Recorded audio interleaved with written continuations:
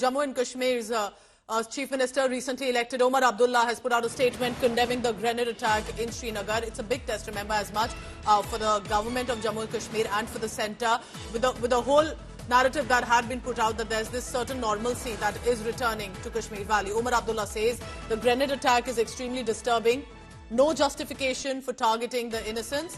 And this, remember, is also in many ways the fact that this has not happened in border areas, but right in the heart of Srinagar in Kashmir, which was considered, at least for now, much more peaceful than other areas. So I take that to you, Farid, that of course the whole political showdown will immediately begin.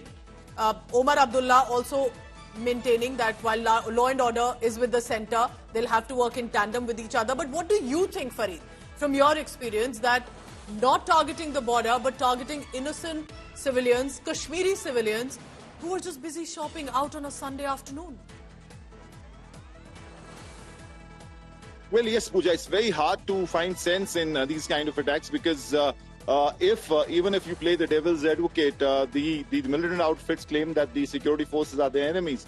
So you expect them to hurl these grenades at the security forces. So why basically target an area where you have so much of civilian rush, innocent civilians who are out to buy their stuff, and you have a grenade blast and so many people are injured. So these attacks really, in the past have also happened. I mean, you look back at the last 30-35 years, ever since the gun picked up, was in fact raised its head in the Kashmir Valley. You had so many grenade attacks, and especially in crowded areas, Srinagar, if you really look back, you'll find so many grenade attacks happening around the Gantagar, in Busy, Batmalu, in Jahangir Chowk. You have so many of them, but fortunately in the last some time this had stopped. And last 5-6 years, slowly peace was building up, and we were talking of so many dividends of peace like tourism, there were activities and other things. But all of a sudden, last 6-7 days, spurt, and now in the heart of Srinagar, which always is a big news considering a grenade which has basically injured so many civilians.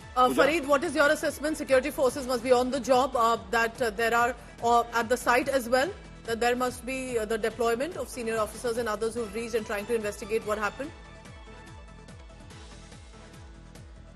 Well, yes, the forensic teams were on the spot. Obviously, the police had so.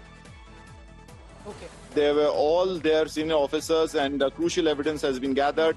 CCTV footage is being examined. Now, we know CCTV is available. It's across Lal Chowk, since it's a very highly guarded zone. So you expect CCTV footage to be there, and that obviously will help in the investigation to find out how this happened and where did these assailants move from or came from, and then what was their exit plan. So all these questions of investigations will be answered by the digital evidence and also speaking to eyewitnesses. So all that would be part of investigations right now. Farid will be tracking all the latest on that. Just imagine these frustrated terrorists, these jihadists sponsored by Pakistan, are willing to harm innocent people, innocent civilians, as much as targeting the security forces, just so that there shouldn't be normalcy, peace and prosperity in the Kashmir Valley, in Jammu and Kashmir as a region.